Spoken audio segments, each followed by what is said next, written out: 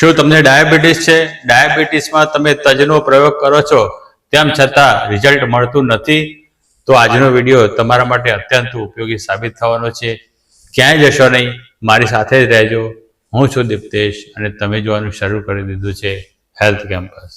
આજના વિડીયોમાં હું તમને એવી ખાસ ટિપ્સ પણ આપીશ, જે ટિપ્સના દ્વારા તમે તમારું જમ્યા પછીનું 2 કલાકનું રીડિંગ, તમારું પાચન તંત્ર અને હૃદયની હેલ્થ પણ સારી કરી શકશો. દોસ્તો, આયુર્વેદિક અને આધુનિક સંશોધનો બંને રીતે સાબિત થયું છે કે તજ ડાયાબિટીસમાં ખૂબ ઉપયોગી પદાર્થ છે. તજની અંદર ઇન્સ્યુલિન જેવું જ એક તત્વ હોય છે. આ તત્વ આપણા કોષનો દરવાજો શુગર માટે ખોલીને શુગરને લોહીમાંથી ખાલી કરાવે છે અને કોષમાં જઈને શુગર આપણા માટે સારા કામ કરે છે. અને આ રીતે લોહીમાંથી શુગર ખાલી થઈ જવાથી ડાયાબિટીસ મેનેજમેન્ટ ખૂબ જ સરસ રીતે થાય છે. ડાયાબેટિક કેર નામના જર્નલમાં પ્રકાશિત એક સંશોધન પ્રમાણે તજની અંદર એવા પદાર્થો હોય છે જે પદાર્થો તમારી ઇન્સ્યુલિન સેન્સિટિવિટી વધારીને તમને ટાઈપ 2 ડાયાબિટીસમાં ખૂબ જ સરસ મદદ કરતા હોય છે. દોસ્તો, તજની અંદર એવા ગુણધર્મો હોય છે જે ગુણધર્મો તમારા પાચન તંત્રની અંદર શુગરનું રિલીઝ ધીમે ધીમે કરાવે અને શુગર ધીમે ધીમે રિલીઝ થવાથી તમારું શુગર સ્પાઇક અટકે છે અને તમારું ડાયાબિટીસ મેનેજમેન્ટ ખૂબ જ સરસ થાય છે. ઘણા બધા સંશોધનો દર્શાવે છે કે તજનું નિયમિત સેવન કરવાથી તમારું HbA1c લેવલ માપમાં આવે છે, એમાં ઘણો મોટો સુધારો થઈ શકે છે. તજનો એવો ગુણ હોય છે જે ગુણ તમારા હૃદય માટે પણ સારો હોય છે. તજમાં એવા ગુણધર્મો હોય છે જે તમારા ખરાબ LDLને ઓછું કરે અને સારા HDLને વધારે, સાથે ટ્રાયગ્લિસરાઇડને પણ ઘટાડે છે. આમ કરીને તમારી કાર્ડિયોવાસ્ક્યુલર હેલ્થ ખૂબ જ સરસ કરતી હોય છે.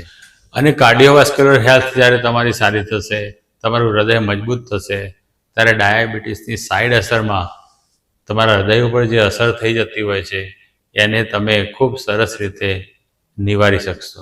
દોસ્તો, તમારી અને તમારા ફેમિલીની સુખાકારી માટે, ડાયાબિટીસને હરાવવા માટે આપણું મિશન છે હરાવો ડાયાબિટીસને. દોસ્તો, આપણે જાણ્યું કે તજના ગુણધર્મો તો ખૂબ સારા છે અને ડાયાબિટીસ માટે તો એકદમ વરદાનરૂપ ઔષધિ છે. તો પછી આપણે જ્યારે ડાયાબિટીસમાં તજનો પ્રયોગ કરીએ છીએ ત્યારે કેમ રિઝલ્ટ નથી મળતું અથવા તો કોમ્પ્લિકેશન્સ આવતા હોય છે? તો દોસ્તો, ચાલો હું તમને બતાવું કે એવી 5 ભૂલો જે આપણે ના કરવી જોઈએ, જે આપણે સુધારી લેવી જોઈએ, તો જ આપણને તજનું સારું રિઝલ્ટ મળશે અને કોમ્પ્લિકેશનથી પણ બચી શકે. તેની માહિતી બાકી છે, પરંતુ એ પહેલાં એક ખાસ અપીલ કરી દઉં. આ વિડીયોને એક લાઇક કરજો, તમારા મિત્રોમાં શેર કરજો અને એક સરસ મજાની કોમેન્ટ કરજો. અને જો હજુ સુધી તમે આપણી ચેનલને સબસ્ક્રાઈબ ના કરી શક્યા હોય તો અત્યારે જ નીચે આપેલું સબસ્ક્રાઈબનું બટન દબાવો, બાજુમાં આપેલું બેલ આઇકન દબાવો અને અત્યારે જ સબસ્ક્રાઈબ કરી નાખો. ડાયાબિટીસમાં તજના પ્રયોગમાં નંબર 1 ભૂલ છે તમે ખોટી તજની પસંદગી કરી હોય. જ્યાં દોસ્તો, સામાન્ય રીતે મળતી જાડી છાલવાળી કાસિયા તજ કહેવાય છે અને કાસિયા તજની અંદર કુમેરીન નામનું ઝેરી રસાયણ આવેલું હોય છે.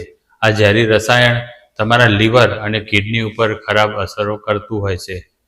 તો દોસ્તો, જ્યારે પણ તમે તજ લાવો તો સિલોન તજ લાવો. સિલોન તજને સાચી તજ કહેવાય છે, ઓરિજિનલ તજ કહેવાય છે. જો તમને દુકાનોમાંથી સાચી તજ ના મળે, સિલોન તજ ના મળે, તો આ વિડીયોમાં પણ મેં એની લિંક આપેલી છે, ત્યાંથી તમને સિલોન તજ મળી જશે. અથવા તો તમે કોઈ પણ ઓનલાઈન પ્લેટફોર્મ ઉપરથી સિલોન તજનો ઓર્ડર આપી શકો છો. દોસ્તો, તજનો પ્રયોગ કરતી વખતે આપણને ઘણીવાર ચક્કર આવી જાય, હાઇપોગ્લાયસેમિયા થઈ જાય છે. એનું કારણ છે જરૂર કરતાં ખૂબ વધારે તજનું સેવન કરવું.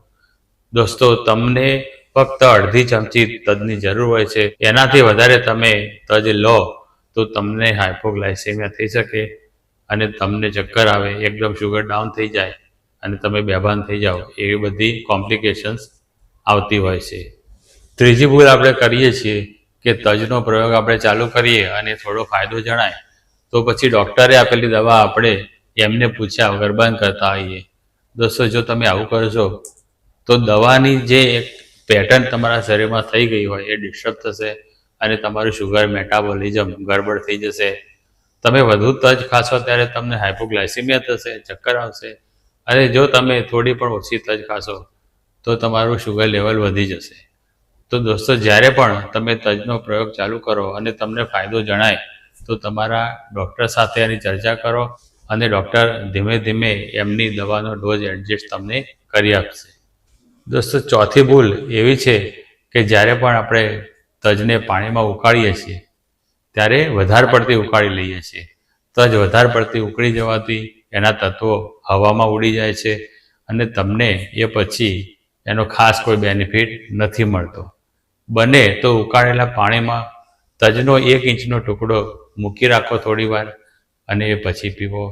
જો તમારી પાસે ટાઈમ હોય તો રાત્રે તજનો ટુકડો પાણીમાં પલાળી રાખો અને દિવસે એક સહેજ ગરમ પાણી એને કરો, વધારે પડતું ઉકાળશો નહીં અને એ રીતે પાણી પીવો. જો તમારી પાસે સિલોન તજનો પાવડર હોય તો એ પાવડર તમે ગરમ પાણીમાં નાખીને પછી થોડીવાર ઢાંકીને મૂકી રાખો. એને ઉકાળવાની કોઈ જરૂર નથી અને થોડીવાર પછી એ પાણી પી લો. દોસ્તો, જ્યારે પણ તમે તજનો પ્રયોગ કરતા હો ત્યારે તમારા બ્લડ શુગરની ઉપર તમારે નજર રાખવી જોઈએ. એકદમ ઓછું નથી થઈ જતું એ પણ જોવાનું છે અને કેટલો ફેર પડે છે એ પણ જોવાનું છે. અને એ રીતે તમે ડૉક્ટર સાથે ચર્ચા કરીને દવાનો ડોઝ અને તજનો ડોઝ બંને એડજસ્ટ કરી શકો છો. અને દોસ્તો, ખાસ ટિપ્સ તમને આપી દઉં. તમે જો તજનો પાવડર તમારા ભોજન વખતે ભભરાવીને તમારા વિવિધ જે શાકભાજી હોય કે દાળ હોય એની ઉપર ભભરાવીને કરશો તો તમારું જમ્યા પછીનું 2 કલાકનું શુગર લેવલ કંટ્રોલમાં આવી શકે છે. બીજી એક ખાસ ટીપ, જો તમારે ડાયાબિટીસ, હૃદયરોગ અને એની સાથે સાથે તમારું પાચન પણ સુધારવું હોય તો તજની જોડે આદુનો એક ટુકડો પણ ગરમ પાણીમાં નાખીને અથવા તો સૂંઠ ગરમ પાણીમાં નાખીને પીશો તો આવી ચા જ્યારે તમે પીશો તો તમારા હૃદય ઉપર સારી અસર થશે, પાચન તંત્ર પણ સારું થશે અને ડાયાબિટીસ તો ઓછું થવાનું જ છે.